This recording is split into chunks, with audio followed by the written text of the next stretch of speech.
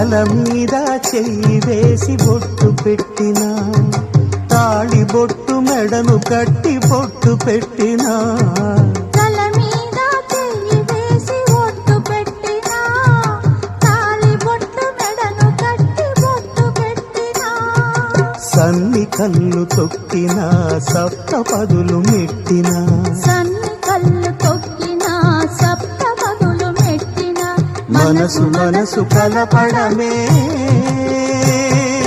మంత్రం పరమార్థం.